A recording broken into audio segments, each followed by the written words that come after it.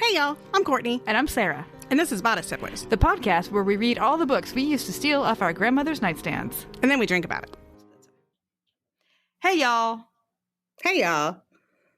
Oh, we're so nervous. I know. Well, I'm so nervous because I'm just like, but hey y'all, this is Courtney and Sarah, and we are in classic Bodice Tipplers fashion, kind of doing what we do, which is mess it up at the beginning. But we have very, very special guests today, and I'm a little bit like, about the whole thing. So I'm going to let Sarah start talking because I'll just keep babbling. Oh, yeah. It is so exciting. We are so freaking psyched. We're going to bring you a little more insight into a Bodice Tippler's favorite. We've got Tiffany and Rory, who are Jackie Collins' daughters, which is, we are just super psyched about it. We are, I guess, in the middle of a Jackie-sance, like with some book reissues and an awesome documentary. So I'm going to let them introduce themselves and talk a little bit about what's going on with their mother's legacy and some really exciting things that are happening. Okay, fantastic. Tiff, go ahead. It's great to be here, Sarah and Courtney. Thank you so much. I'm Tiffany. I'm Jackie's middle daughter. And my sisters, we have another sister, Tracy, who's in London, but Rory and I are very happy to be here with you guys today, talking about our mum. And of course, Rory and I could talk about her all day long. Honestly, we could just keep going. There's so much to say. But I will let Rory introduce herself now. Oh, hi, this is Rory. I was Jackie's youngest daughter, and I love that you introduced it, Sarah, as a Jackie-sance. Yes, as a renaissance of sorts. You know, she wrote 31 novels and a cookbook. She started writing in 1968, which was the year before I was born. She really was an extraordinary, I know trailblazer is a word that's used a lot, all the time, but she really was a trailblazer, and she paved a path for many, many romance authors and really just many authors to come after her. And she has been a huge influence for so many, including like highly literary authors like Marlon James. We hear from surprising people who really state our mother as one of their influences. So she died in 2015. It's been 8 years since her death. And, she left us with the incredible honor of just holding her legacy and building her legacy. And she has millions of fans all over the world still. We hear stories from so many people that have been so impacted by her work. So there's some amazing reissues. This year is the 40th anniversary of Hollywood Wives, which was a seminal novel for her. It was actually her 9th novel. So she'd been, working really hard up to, but it was like a sort of pinnacle point for her because it was really the novel that propelled her, I think, mostly into the public eye and into that wider stratosphere. So the 40th anniversary edition is coming out July 11th. It's published by Simon & Schuster, and everybody's very excited because Colleen Hoover has written the foreword for it. And Colleen is really like paying homage to our mother, saying, I could never be doing what I was doing today without Jackie Collins. So, and we have other exciting things going on, hopefully more TV projects in the works. Her books were made back in the 80s and 90s into these fabulous kitschy kind of mini series, produced by Aaron Spelling, and The Hollywood Wives was, I think, one of the most highly successful miniseries of the 80s, one of the most watched programs at the time. But we have, we're reimagining her work and really excited to introduce it to a new audience as well.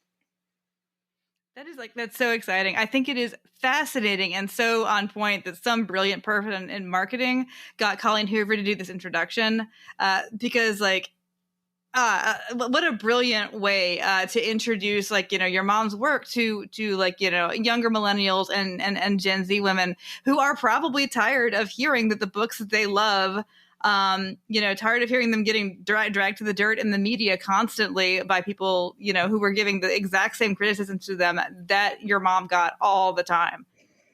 Yes. Yeah, I think it's very, very interesting. We were talking about with the appeal to young people in these books. And I do think that some of it is not just some of it is eternal. It's just girl bosses shooting dudes in the balls, which I highly respect about Lucky. But also there is a lot of a love for the at the time was contemporary, but now is retro 80s aesthetic.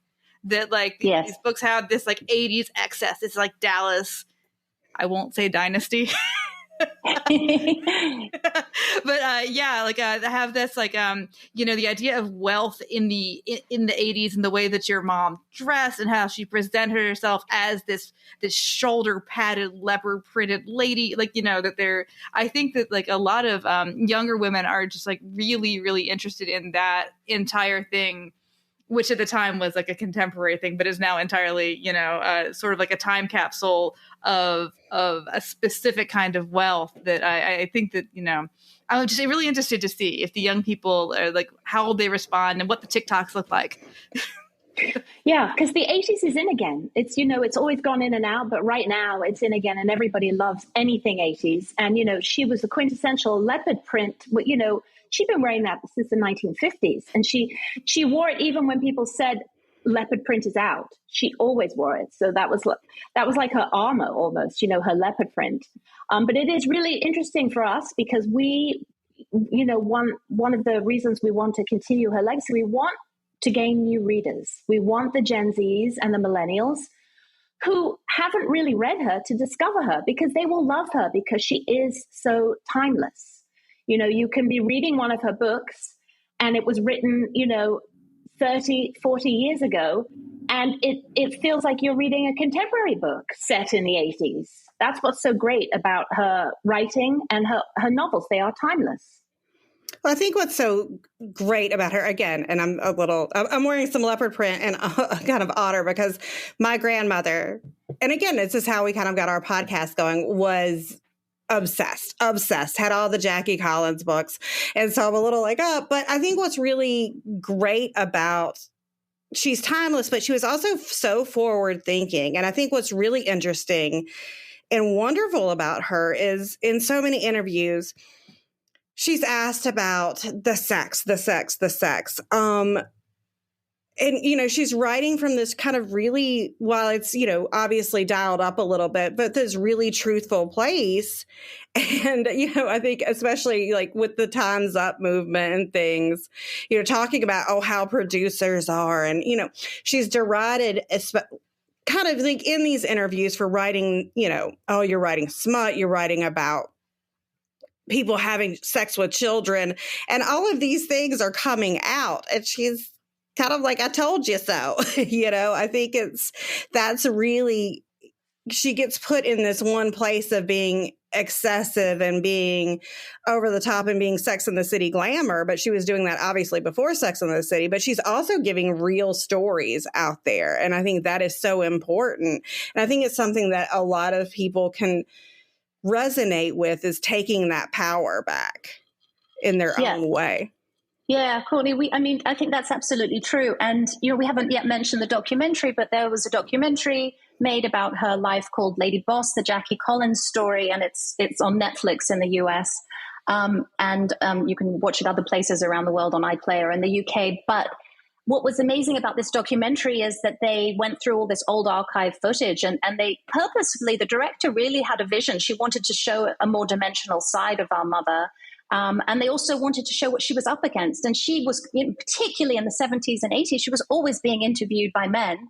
And the men were often derisive and they were often patronizing, or, they were often diminishing of her or kind of mocking in a way. And you see that in the documentary, and it's painful to actually see it play out because she was just such a powerhouse, and she would manipulate those men. She knew exactly how to handle them. And she did it graciously as well. I mean, I always like to say she was like a rebel, but she was like a gracious rebel. Like she was very street smart. Our mom, she knew how to handle herself, but she was vilified for writing about sex, and also because she was experimenting and exploring, writing sex in a way that she had read male authors write about sex, right? And so, yes, but for her voice. So she was, and she really focused in her novels on how women were objectified. And so one of the reasons she was so vilified by men, particularly male critics, was because she was calling people out all the time. And she was way ahead of her time. She was writing about the sleazy producers and the talk show hosts that, have this, very, charming exterior, but what's going on behind the scenes. She'd been calling everybody out for years. And all of this has come to light since she's died. So she never I think what's really hard for us is that she never got to see it, that everything she wrote about, that she was so ahead of her time. She was calling out hashtag Time's Up, Me Too movements. She, like Rory said, the sleazy producer, the corrupt politicians, you know, she was writing about all of them, the actors. They've all of them have had some sort of drama in their lives that she would write about. And she would go on interviews and she would say, I have to tone down the truth because nobody would believe it. And now the truth is even stranger than the fiction that she wrote about. She had to tone it down, and the stories that have come out in the news that she's died. And so that's difficult for us because she didn't get to see that and you see and say, hey, I was right all along. Look at what I was telling you all these years. Yeah, watching the documentary, I couldn't help but think, like, did anybody interviewing Ian Fleming ever ask him about sex in his books? No. They didn't ask the sex, and they did. Yeah, and they didn't ask the sex. They didn't ask how old James Bond was. They never once said, how old is James Bond? Yeah. And yet all the time they're saying, well, how old is Lucky? Is she too old now? Does she, you know, shouldn't she be having kids? Should she be getting married again? Or, you know, all the time it was objectifying her. She was an unpleasant person. And Lucky is not the world's greatest girl. She's unpleasant in many ways. But she's unlikable in many ways. But like, that's not a problem for James Bond, but it's a problem for Lucky. Yeah, I think that's the other thing that's so great about your mother's writing is kind of, you know, when a lot of these books that we read, there is kind of a formula. You have, you know, a young girl who is naive and a lot of times is forcefully, you know, has her virginity removed. So that obstacle is out of the way, but she always kind of remains this. Things just happen for her because she's so kind. And your mother really kind of revolutionized having that in the best way possible, unlikable, or the female that's, you know, well-rounded. We're not all likable all the time. Yeah. And so I think that's what's really great, especially about, you know, Lucky, is that she's got these edges. She's got this hardness to her, and she is not afraid to take a man down. And, you know, we see these kind of characters a lot more now, but she was doing this when everybody else was writing about an 18-year-old blushing bride who has been like kidnapped or whatnot. So, yeah. And she would say, because she was reading Harold Robbins at the time, he was an author that inspired her, I think, but she loved his novels. But she was like, I feel like the women were always in the kitchen, you know, in his novels. Like she wanted to literally get that female character out of the kitchen. And as you say, Courtney, like make her into a dimensional human being with edges, right? And with anger and revenge. Our mother was, and I believe that probably the writing of these novels in the early days was her own form of revenge against all the, you know, the sleazy guys that had objectified her from when she was a very young age. So I think there's that element to that. It was her kind of eternal fuck you to them. I love it so much. And I think in the documentary, what's also great is, you know, y'all were so generous in providing like her diaries. And so it's so flushed out, and hearing about her, you know, teenage insecurities, things that we all have and that we all carry with us throughout our lives, and how she was able to kind of put that in these books and kind of work through it. It was really, I came out of it just so even more so Team Jackie, like, but, you know, just hearing like, again, normal girl insecurities, but also it really makes you think about, or at least for me, you know, growing up in the 80s, just, you know, and I look at it now, I have a 14-year-old daughter, and it's wonderful to see kind of, obviously there's still an emphasis on like looks and things, but I talk to her about things, she's like, what? This was a thing? And I'm like, oh my God, it's so much better for you in so many ways that you're, you know, all about I've never eaten Melba toast. You don't know what Melba is. Yeah.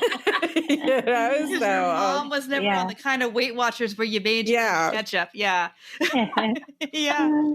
I thought actually watching the documentary, what I found so interesting about it is her, the way that she was always handling interviewers.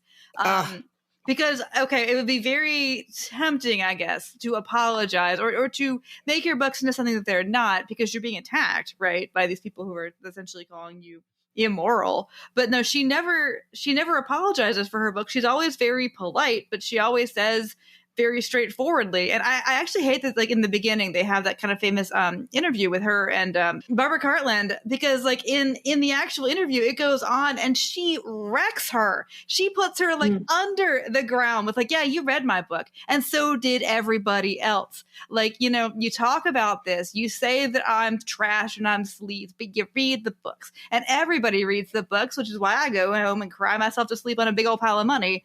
You know, well, I think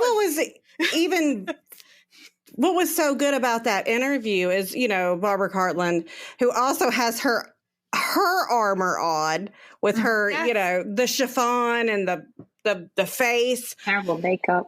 Oh Lord. After Baby Jane, I know. Oh yes, but, yeah. Frightening.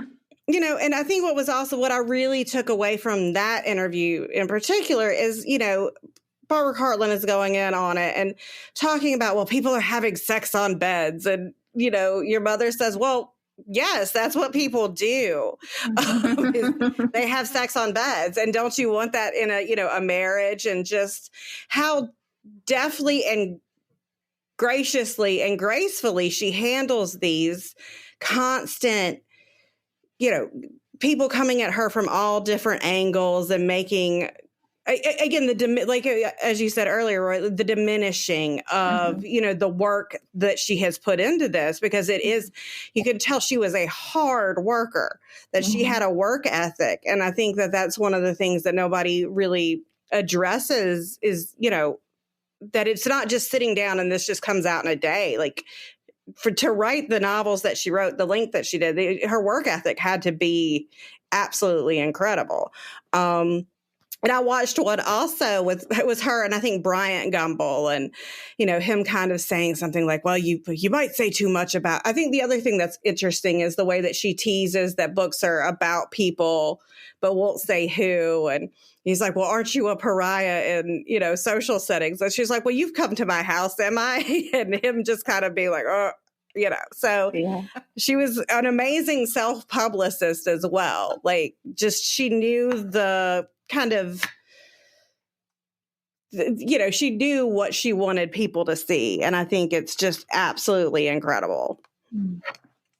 Yeah, I totally agree. She knew, she was so good in interviews on turning it around on them. And I love that now when I see like interviews with Matt Lauer, and that we know, you know, exactly what he got up to. And she used to fluster him, and nobody could ever fluster him, but she did. And I you know, it's so crazy because after the whole drama and scandal that went on with him, I wished that she were here now, because I wanted to ask her, gosh, did you know about that? You know, because is he Jack Python? Yes.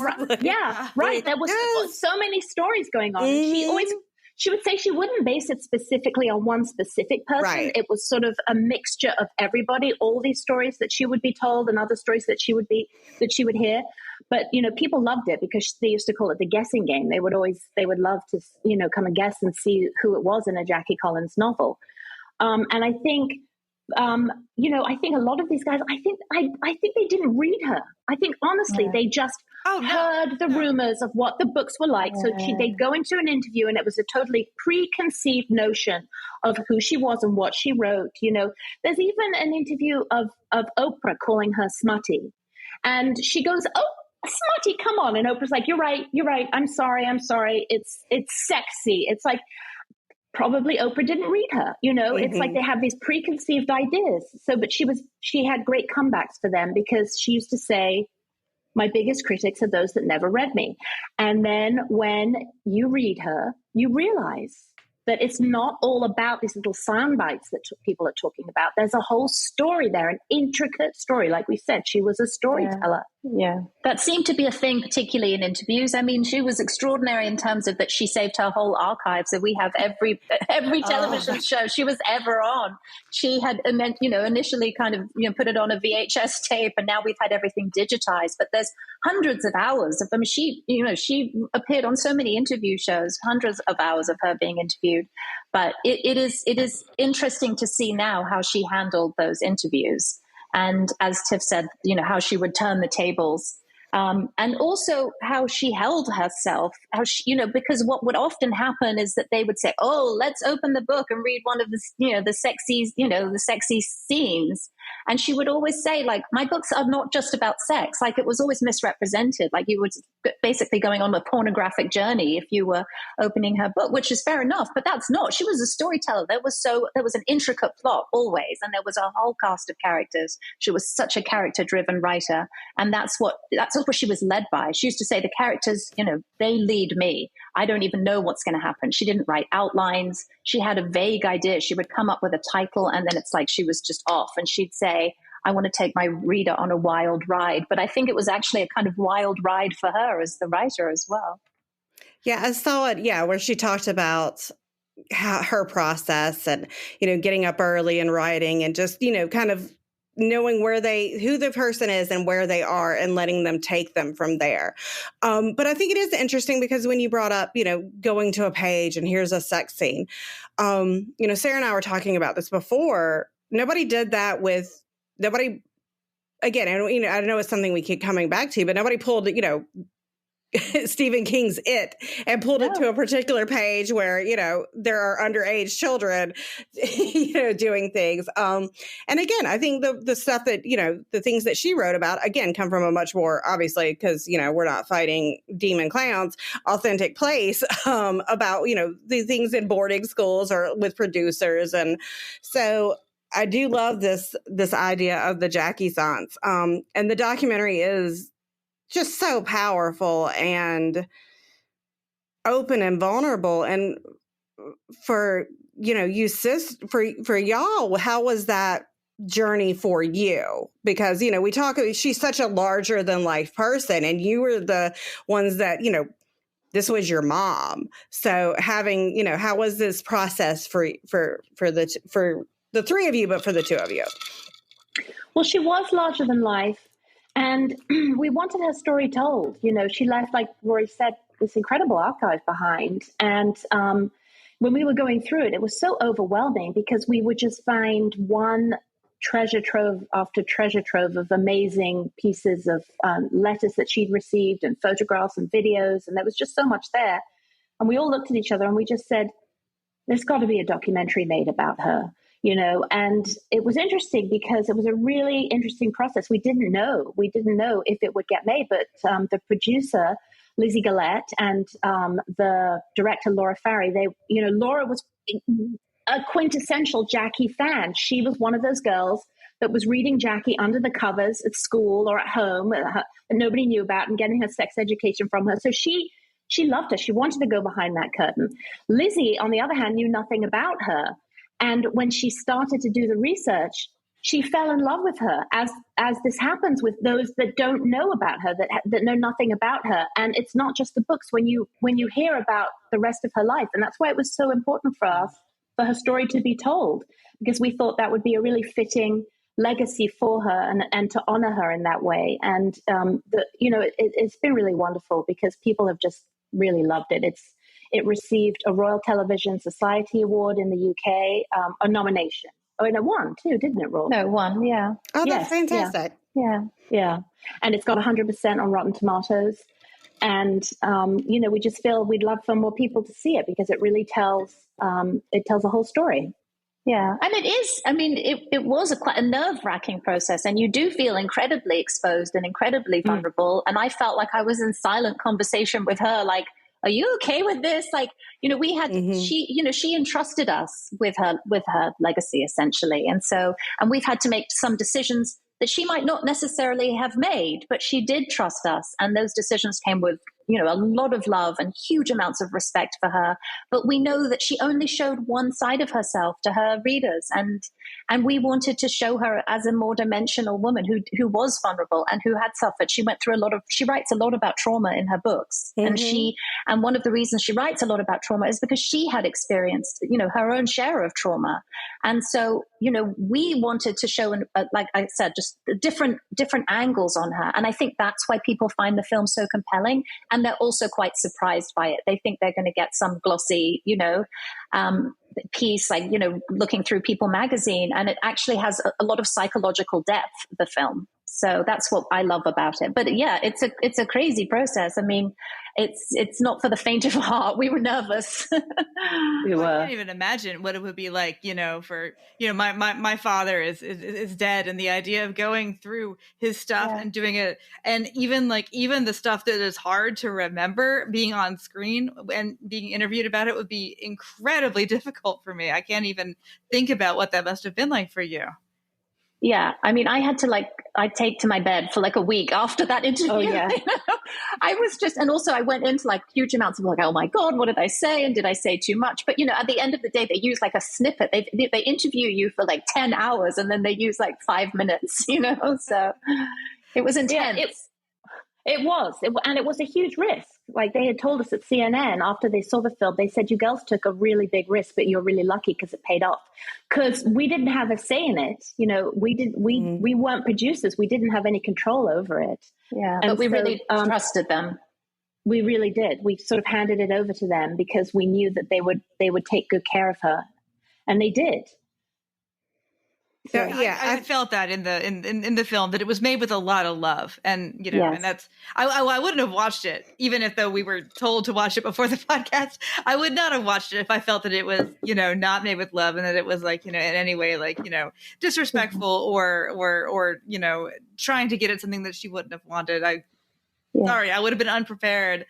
But so you talked about how the film is meant to get beyond what she presented to people. But I think a lot of what's really, really interesting about what your mother was doing is that she sort of pioneered in a way the idea of an author with a personal brand who was sort of embodying in her body and in her hair, in her amazing wardrobe. She was giving you Lucky or Hollywood Wives or whatever. So when you saw her on TV, or when you saw her on a book jacket, she was presenting the concept of her book in this very personal way that I'm sure some people thought, oh, that is really Jackie Collins, but of course was intended to be a teaser for the brand. You want to talk any more about how you feel that she felt about that, how you felt that she constructed her look as brand? Right. Well, I mean, it's unprecedented, really. And then to this day, even with social media, remembering she did this before she had all these platforms, right? So she was her own platform. The only platform was print media and the television interview shows that she went on and radio. But the fact that she was a recognizable author, I mean, I can't even think to this day of, authors that as growing up, we would be stopped in the street, in restaurants. She was recognized wherever we went. And I think that was, I don't know if it was intentional initially, but when she realized, because she loved that flavor of being powerful, right? Once she realized that she had some real agency here and that she could use that, and she could use that to propel her work and to sell her books, she really honed it. And, she was a very different person at home. And I think that we wanted the film to touch on that a little bit, which they did. It was very much, it was hugely authentic to who she was, but she was able to navigate between the two. I used to say she went from sort of jeans to jewels kind of thing. And it was this magical transformation where suddenly mum would be getting ready to either go out to a party or a dinner or to go to work during publicity season, because there were seasons, when it was writing season, she was at home at her desk in her jeans with her hair tied in a ponytail, no makeup, and she was working. I read something on social media the other day where they said, oh, imagine Jackie's in her Louboutins at the desk, with her shoulder pads writing her books. And they're like, no. So yeah, it was intentional, and it was groundbreaking, because I still can't think of anybody that's ever done that quite in the same way she has. I do think, too, when people use the word armor a lot of times, we just think of it as being a protection and not it's also empowering. It's you put this on and you're like, okay, I'm ready now. I've got this. It's it's something I really kind of, like I said, the insecurities that she had growing up, and then, the face that she put on, it's not, it really appealed to me because I was like, this is something I understand. There's something about putting something on that makes you feel powerful, that makes you feel like, not only am I protected, I'm going to go out there and just smash the world with this. And so that's kind of what I took from it. And, you know, seeing her, you can tell that she is somebody that obviously enjoys glamour and, you know, but it obviously didn't dictate everything that she did, because in again, the documentary is so wonderful and talks about the deep loves that she has had and, you know, her relationships and her relationships with her daughters, her relationship with her sister, her relationship with her family, and, you know, her husbands. And I think that that's, again, a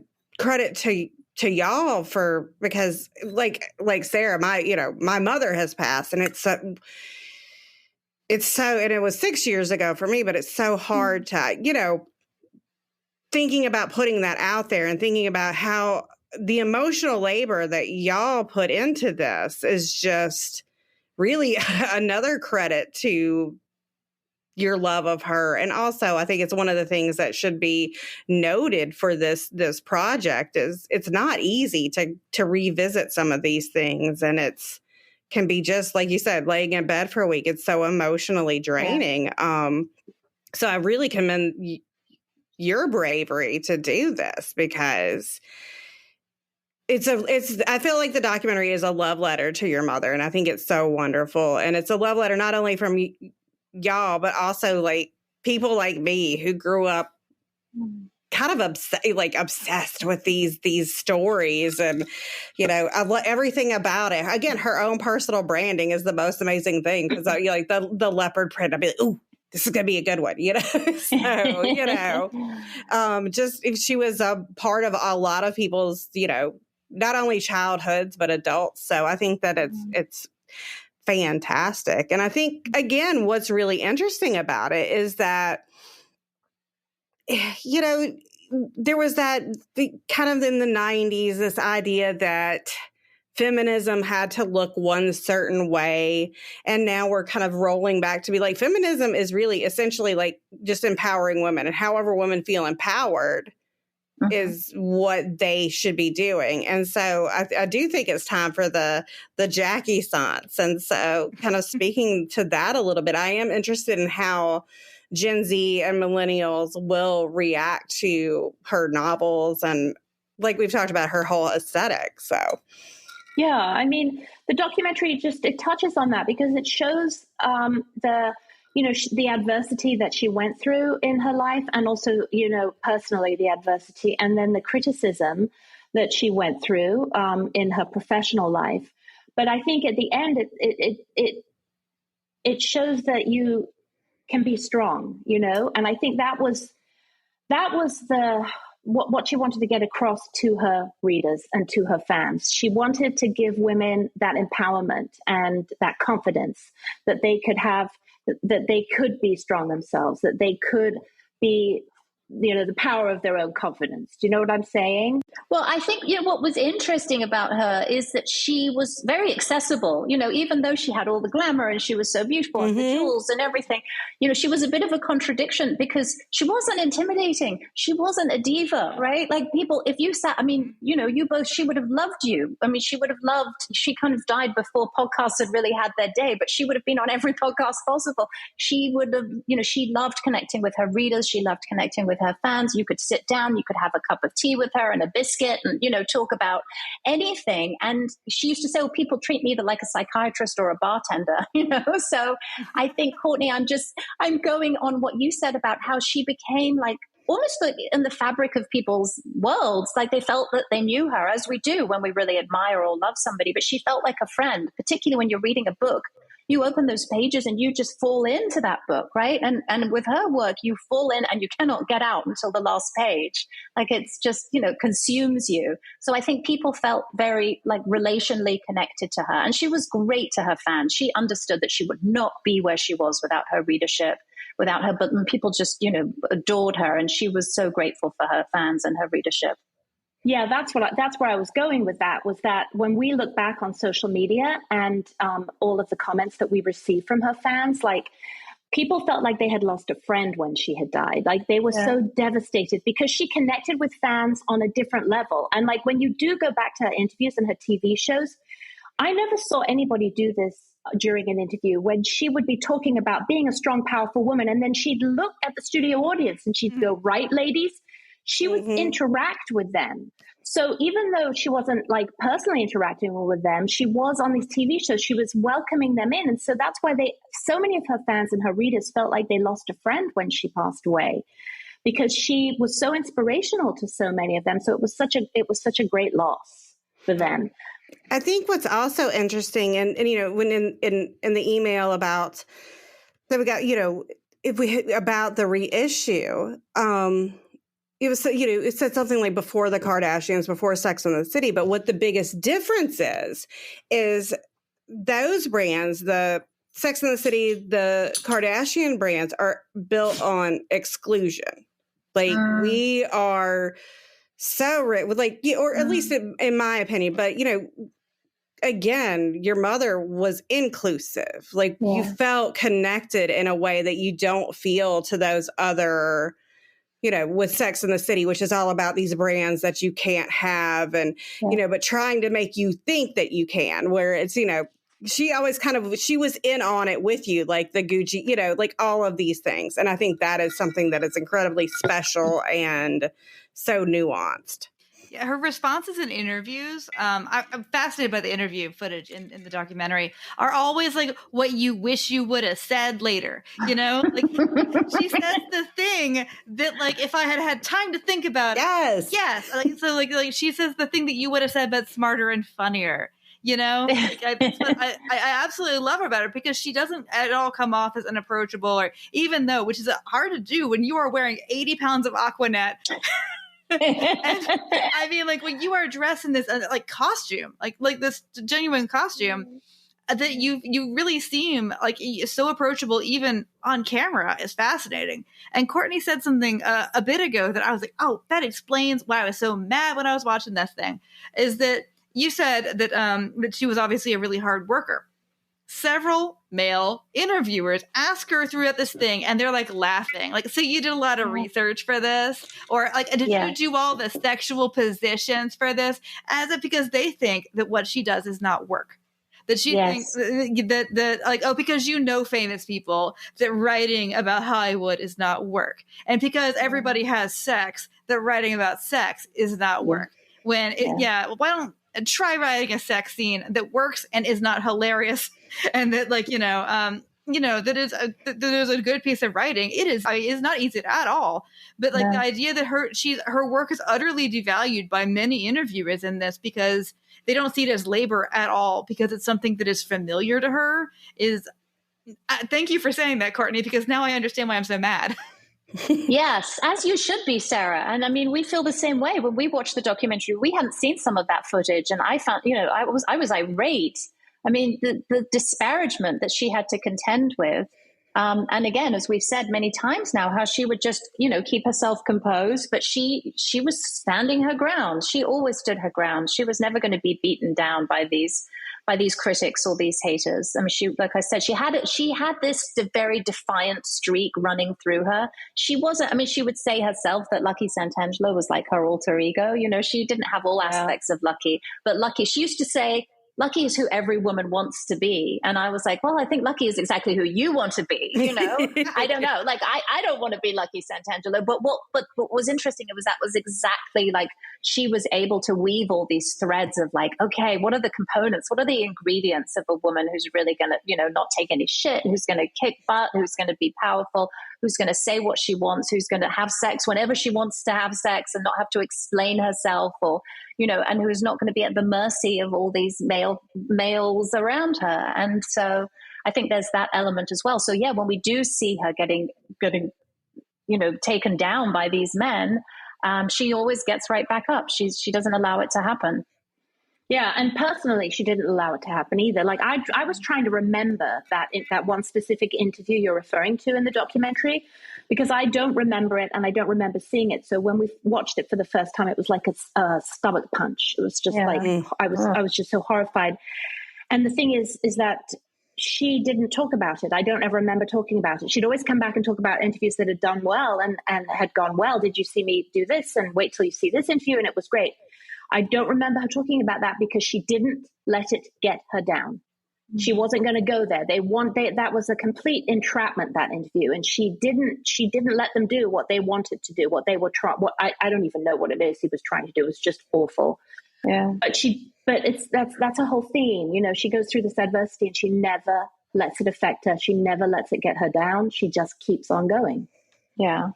And I'm sure, you know, there were ramifications of that for her as well, that constant, I think, pushing it down. And that's some of what, you know, the film explored as well. But just going back to, there's something interesting that I wanted to touch on in terms of, you talked about the Kardashians or Sex in the City. You know, our mother also wrote a very diverse spectrum of characters, right? Like from like a whole spectrum of society, and you know, all ages, all genders, all sexualities, all races. And I think that also makes her work incredibly relatable because it's like she was inclusive. She wasn't, you know, she really wanted representation. I don't think she even knew that that's what she was doing when she first started doing it. It's just that she looked around the world and she's like, oh, this is who I see in the world. So they're going to be in my books. They're going to be on my page.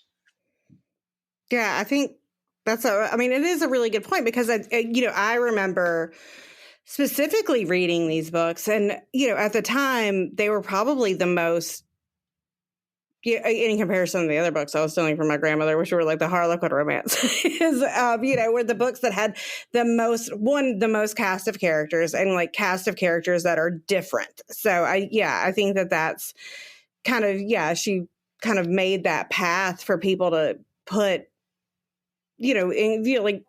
towards inclusivity.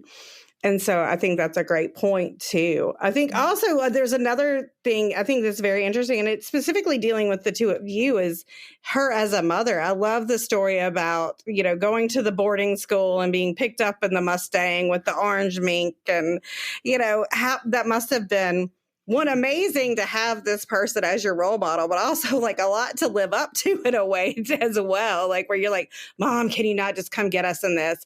So that had to be for the two, like for you sisters, kind of an interesting balancing act. So she was just the cool mom, like our friends would always see her and be, your mom is so cool. She was just, because we grew up in London, and we went to a day school in a sort of, I guess a slightly what you would call it posh area. But, we had to drive there from, fairly far away. We didn't live in the area.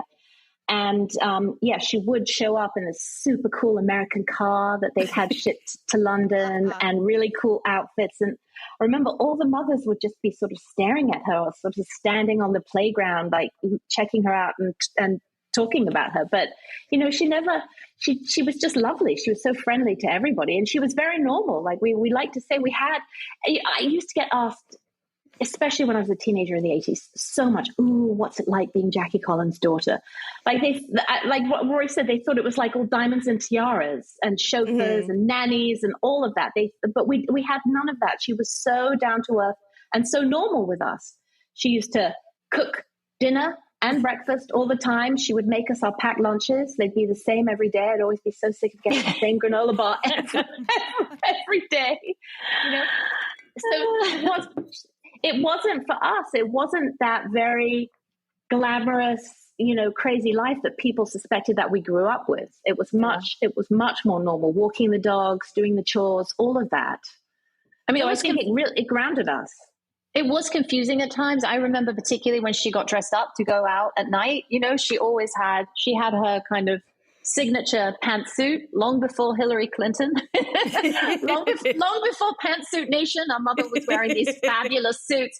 But, another part of the signature was she always had this plunging cleavage, right? She had this great cleavage.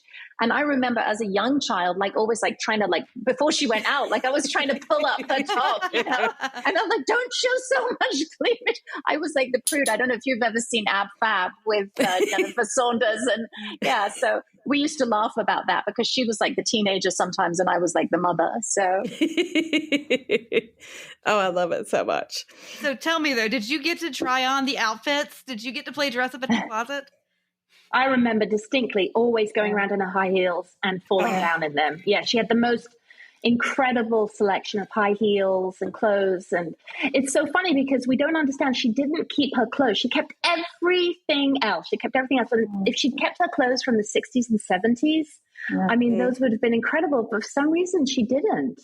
Yeah. I have a hilarious story. I went on a school trip. It was the first school trip I'd ever gone on. I think I was 8 years old, and I went with my whole grade, and we went to we lived in London at the time. So we went to go sort of hiking in the English countryside. And I arrived at this tiny little hotel that we were staying at. And my mother had packed my stuff for me, like my toothbrush and everything and toothpaste and my little bathroom bag. And I open it up and there was like a side pocket. And I look in the side pocket and it was full of diamond bracelets. Like these like serious like jewels in the That's amazing. She used to hide her jewelry in all sorts of places. She used to hide her jewelry in her shoes, or I think she'd had like some incidences over the years. And so I remember finding, in the middle of the English countryside, just, I was looking for my toothbrush and I found all these diamonds. That is fantastic. Yeah. So can you give us or if you're allowed to, like a little bit of a roadmap? Because we've talked about, so Hollywood Wives is getting a reissue with the Colleen Hoover introduction. Like when is that coming out? And like, do you already know if there's kind of like future like plans for what else they want to re-release? Yeah, so Hollywood Wives is being published by Gallery Books, which is a Simon & Schuster imprint. It's coming out on July the 11th, and you can pre-order it now. And Colleen's written this fabulous foreword, and it's a new cover, but it's actually a throwback cover, which they redesigned the color scheme. It looks fabulous because when they asked what would you like for the cover, and I said it's got to look retro, it's got to look very glam and very 80s. So I know a lot of people already have the book, but for those who have never read it, this would be an ideal opportunity to have it on your bookshelf. It looks fantastic. And for those who already have multiple copies, this is, another copy to add. So yeah. And in terms of other reissues, I mean, that slowly some of the books, I don't know what other anniversaries are coming up, but slowly some of the books are getting reissued. Chances has been recently, also Lucky. Lovers and Gamblers, which is a book that she wrote in the 1970s, is fingers crossed going to be a TV show, like a 10-part TV show, hopefully within the next year or so. That's, I know, which we're super excited about. Exciting. And it's being written by a fabulous English screenwriter called Sarah Phelps. And we have lots of other books. Hollywood Wives also has been re-optioned potentially. Can't talk about all the details of that yet, but Hollywood Wives and some of the other Hollywood novels have been re-optioned. So what we'd really love to do is start seeing her work on the screen again. Yeah, that's some of the exciting things that we have going on. Oh, we think it would translate really well. Want to tell us where we can connect with the Jackie Assance, with the two of you, and with her online presence? Well, yes, her social media. So she's on Instagram. It's Jackie J. Collins. She was very upset because when she got onto Instagram, Jackie Collins had been taken.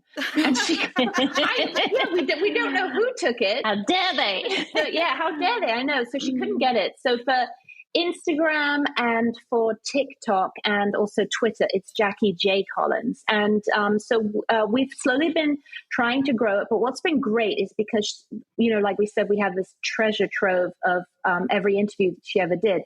So we're taking these great snippets and sound bites and we're putting them into reels. So, these one-liners that she's coming back out with like Arsenio Hall or Matt Lauer or, all of these Today shows, we're taking some of the one-liners and we're putting those into reels. And then also some of the descriptions on what the books are about, because she used to love to talk about what they were about. So we're starting a whole series on that. If somebody wants to know what American Star is about, you can hear Jackie talking about it herself. So also Facebook, her Facebook account. Yeah.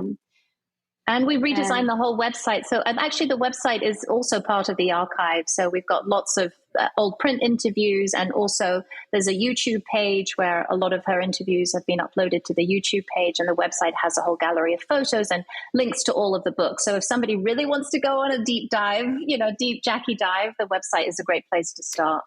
I will say, as an archive person, she is an archivist dream because yes, like I was like, oh my God, this is amazing. Because I was playing around on her website. Everything's so accessible and great, and with the context, and it's wonderful. Yes, the website is JackieCollins.com. And the other thing is we've been getting, like people have been reaching out to us, like university students or academics, saying that there's people are starting to bring her into academia, like writing theses on her or PhDs. Like we've been getting inquiries about how can we access more of her archive. And that's one thing we do hope to do in the future is to find a home for her archive, because she hand wrote everything. So we have all the original handwritten manuscripts. And I know that's something, we know that's something that she wanted. She wanted other people to have access so they could have a look at her creative process and see how it all unfolded. Oh, that's fantastic. And especially as somebody in academia who is trying to push forward, these books that are, to use an oversimplified term, romance, that have been for so long so derided and, considered not worth part of literature. I think it's so important that a lot of, like, again, your mother and other authors are part of like the second wave feminist movement, and it's really an important aspect to be studied. So I think that's fantastic. And definitely. This has just been the greatest thing Oh, good. And I also forgot to say, actually, Hollywood Wives for the first time has been recorded on audio. Our mother recorded a lot of abridged works, but we don't know why, but she never did Hollywood Wives. So it's unabridged, and it's by a fantastic narrator called Emily Tremaine, and that's going to be coming out on the 11th of July as well. So I think a lot of people will find that very fun to listen along. Oh, absolutely. Yeah. Like there's so many audiobook readers who, with older books, that they were either only recorded abridged or never recorded at all, or the recordings, like there's some bad recordings out there too. So, audio, like new audio really does open up like a lot of books to a lot of readers. We've also talked about the documentary a lot. Let's mention the name again. It's called Lady Boss. In America, it's on Netflix. You'll get a great tip about always bringing your own baked potato to events, and I love the potato lady. The potato lady is like my spirit animal. I don't want to spoil it, but the potato lady is brilliant. It's pretty fabulous. She's amazing. She's really amazing, and she's just like that in person. No, you can tell. It's just like what you get, And I think that you don't know what the dinner's going to be like, and there's many times where I really wish I had brought my own potato. It's a good takeaway. I love it. So it has been so great to have you guys on. I can't believe we got to talk to Jackie Collins' daughters. Is there anything else you'd like to say before we wrap this up, or to bring up, or to ask us? Or I don't think so, Courtney and Sarah. It's been a pleasure, and I didn't hear you swear once. I think I swore more than you did. We're really dialing it back. But this has been, honestly, again, my mother, who she would freak the fuck out right now. So like this is one of the best, like this is one of the greatest things ever. And you two have been such a pleasure. And I'm so happy that your mother, that Jackie Collins, is getting this new look, this new perspective with this 21st century lens. And, that people are really appreciating how ahead of her time she was. And so I just commend all of you for putting all of those, being that vulnerable out there, because the documentary is truly wonderful. So thank you. Oh, thank you so much. That means so much to us. Like I said, we miss her so much. We think of her all the time, and we want to do her proud. We just really do. We owe it to her because she was such a wonderful mother, and she's due this. She really is due all the respect. Yeah, she deserves this. Yeah, she deserves it. Yeah, absolutely. I know she would be so proud of you for working so hard to protect her legacy and to further the things that she cared about very much. Thank you both very much. Yeah, thank you so much. Courtney, you want to tell them where to find us? Well, you can find us at bodicetipplers.com. You can find us wherever you listen to podcasts at Bodice Tipplers. We are on Facebook at Bodice Tipplers. Twitter, we are B Tipplers, and on Instagram, Bodice Tipplers. So this has been, Courtney is probably going to get off of here and holler like a fool. So could be like, ah. So yes, like this has been. You're just gonna go. Yes, I might like that. So like a fangirl nerd. So this has been wonderful. Thank you, ladies, so much for taking your time. And again, we will have all the show notes and information more about Lady Boss and Hollywood Wives and everything else.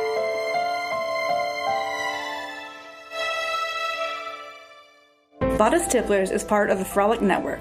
Find more podcasts you'll love at frolic.media/podcasts.